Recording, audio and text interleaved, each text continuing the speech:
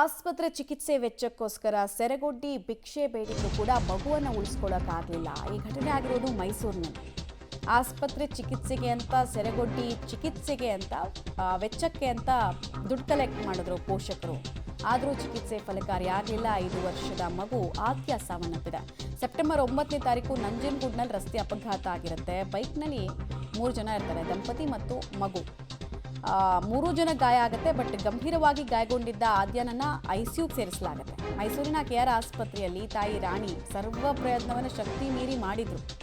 ಹೆಂಗೋ ಒಂದು ಪಾಪ ಅವ್ರು ಭಿಕ್ಷೆ ಬೇಡ್ತಾ ಇದ್ದ ವಿಜುವಲ್ ನೋಡಿದ್ರೆ ಕಣ್ಣಲ್ಲಿ ನೀರು ಬರ್ತಾ ಇತ್ತು. 1,80,000ಕ್ಕೋಸ್ಕರ ಶಕ್ತಿ ಮೀರಿ ಪ್ರಯತ್ನ ಪಟ್ಟರು. ದುಡ್ಡಿದೆ, ಮಗು ಇಲ್ಲ. ಬಡತನ ಆಗೋದು ಎಷ್ಟು ದೊಡ್ಡ ಶಾಪ ಆಗುತ್ತೆ ಬಡವರಿಗೆ ಅನ್ನೋದಕ್ಕೆ ಈ ಘಟನೆ ಜ್ವಲಂತ ಸಾಕ್ಷಿ. 1,80,000ಕ್ಕೆ ಮನೆಗೆ ಹೋಗಿ ಬೇಡ್ಕೊಂಡ್ರು, ಬೇಡಾಡಿದ್ರು. ತಮ್ಮ ಮರ್ಯಾದೆ ಬಿಟ್ಟು ಮಗಳು ಉಳಿಬೇಕು ಅಂತ ಕೇಳ್ಕೊಂಡ್ರು. ಯಾರು ಆಗಲಿಲ್ಲ ಅಲ್ಲಿ.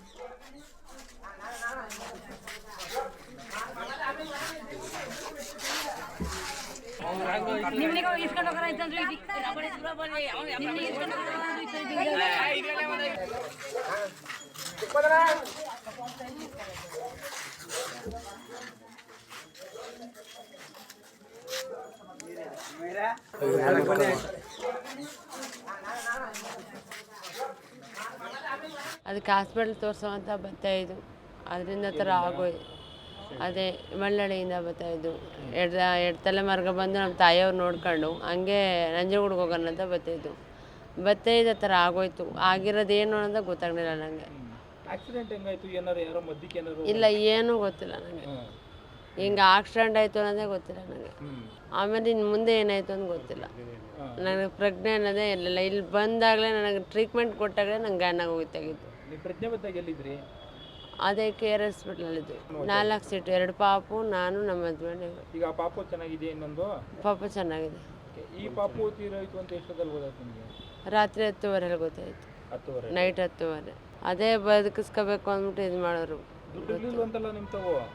ಅದೇ ದುಡ್ಡೆಲ್ಲ ಸಹಾಯ ಮಾಡಿದ್ರು. ಸ್ವಲ್ಪ ನಾವು ತುಂಬ ಬಡವರು, ಸಹಾಯ ಮಾಡಿದ್ರು ನಮ್ಮೂರವರು. ಈಗ ಮಗು ದಫನೆಲ್ಲ ಹೆಂಗ್ ಮಾಡ್ತೀರಿ? ಈಗ ನಿಮ್ಮ ಯಜಮಾನ್ರಿಗೆ ಹೇಳಲ್ವಾ ಇದನ್ನ? ಹೇಳ್ಬೇಕು ಸರ್, ಹೇಳ್ದೆ ಮಾಡೋಕ್ಕತ್ತ, ಹೇಳ್ಬೇಕು. ಮಗು ಇಲ್ಲಿ ಅನಾಥವಾಗಿ ಬಿದ್ದಿದ್ದ. ನಮ್ಮೂರಿನ ಗ್ರಾಮಸ್ಥರು ಹಾಗೂ ಧ್ರುವ ನಾರಾಯಣವರ ಮಗ ದರ್ಶನ್ನವರು ಬಂದು ನಮ್ಗೆ ಎಲ್ಪ್ ಮಾಡಿಬಿಟ್ಟು ಹೋಗವ್ರ. ಕೂಸನ್ ತಂದವರು ಬೇರೆ ಕಡೆ ಒಂದು ಕಡೆ ನಿಂತವ್ರ. ಅವರು ಒಂದು ಕಡೆ ಅಡ್ಮಿಂಟ್ ಆಗವ್ರ. ಇಲ್ಲಿ ಕೂಸು ಅದ. ಇಲ್ಲ, ಹೇಳಿಲ್ಲ ಅಣ್ಣ. ಅಪ್ಪನಿಗೆ ಹೇಳಕ್ ಆಯ್ತಾ ಇಲ್ಲ. ಅವರು ಆ ಪರಿಸ್ಥಿತಿಯಲ್ಲಿ ಅವ್ರ ಒಂದು ಸ್ವಲ್ಪ ಜಾಸ್ತಿ ಏಟಾಗಿದ್ದಂತ ಅಣ್ಣ. ಇಲ್ಲ, ಸ್ವಲ್ಪ ಸರಾಗ ಇದು ಏನಿಲ್ಲ, ಅಲ್ಲಿ ಕೂತಾರ ಅಂತ ಅಲ್ಲಿ. ಇಷ್ಟೆಲ್ಲ ಕಷ್ಟಪಟ್ಟು ಕಣವ ನೀನು ಮನೆ ಹತ್ರ ಹೋಗಿ ದುಡ್ಡೆಲ್ಲ ಕಲೆಕ್ಟ್ ಮಾಡಿದೆ. ಅಪಘಾತ ಅನ್ನೋದು ಎಷ್ಟು ದೊಡ್ಡ ದುರಂತ ಅಂದರೆ, ತಂದೆಗೆ ಶಸ್ತ್ರಚಿಕಿತ್ಸೆ ಆಗಿದೆ. ತಂದೆಗೆ ಇನ್ನೂ ತನ್ನ ಮಗಳು ತೀರು ಹೋಗಿರೋದು ಗೊತ್ತೇ ಇಲ್ವಂತೆ. ಅವ್ರ ಪಾಪ ಇನ್ನೊಂದು ಕಡೆಗೆ ನೀವು ನೋಡ್ತಾ ಇದ್ದೀರಾ, ಶಕ್ತಿ ಮೀರಿ ಪ್ರಯತ್ನವನ್ನು ತಾಯಿ ಅದೋಳು ಪ್ರಯತ್ನ ಪಟ್ಲು. ಆದರೆ ವಿಧಿದ ಲೆಕ್ಕಾಚಾರ ಬೇರೆ ಇತ್ತು. ದುಡ್ಡಿದೆ, ಮಗು ಇಲ್ಲ.